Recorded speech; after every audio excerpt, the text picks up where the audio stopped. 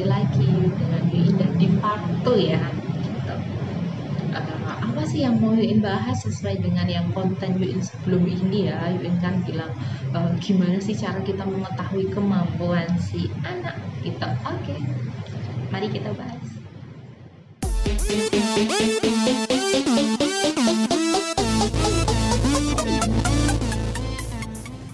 Oke sahabat Yuin, ada yang tahu nggak gimana cara mengetahui kemampuan si anak gitu? Ini anakku mampunya dari mana sih, udah sampai mana sih gitu. Dari yang kemarin kita bahas oh ternyata ini mampu diajari kalistung sekarang gitu, oh ini ternyata belum mampu gitu. Dimana kita bisa mengetahui?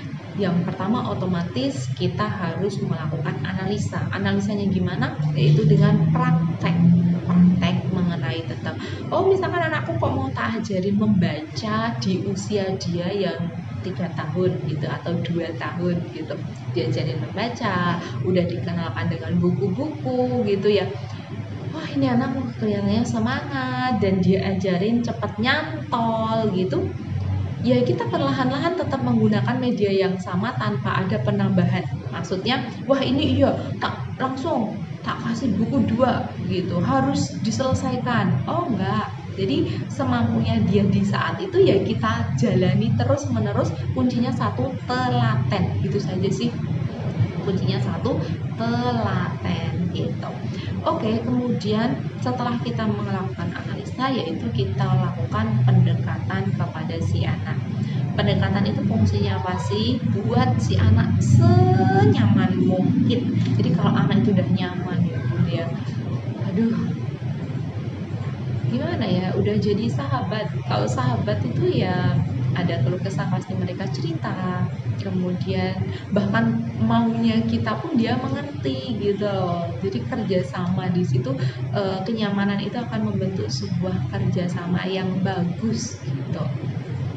Perlu ya? Iya perlu banget, apalagi di saat kita mengajari si anak, mendidik si anak something, misalkan ini kita ajarin dia doa mau makan gitu ya.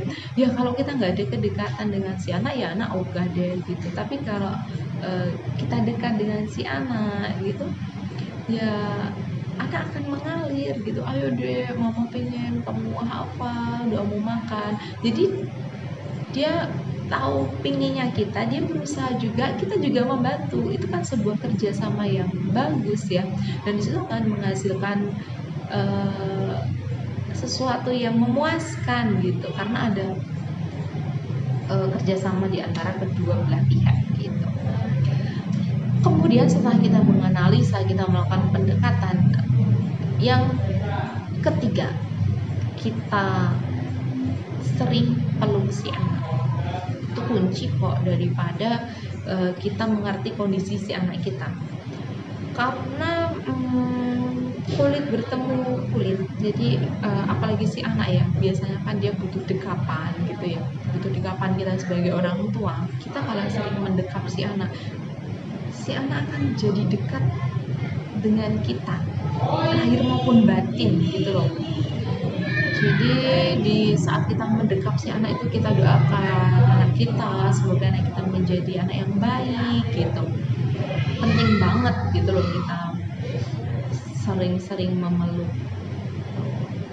Dan dari memeluk itu sendiri juga akan menjalin sebuah kedekatan emosional ya.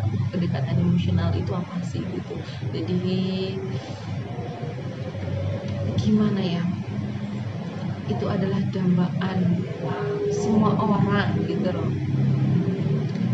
Anak bisa menjadi nyaman dengan kita, emosi anak bisa kita kontrol gitu, kita mengerti kondisi mereka, dan mereka pun juga akan mengerti kondisi kita.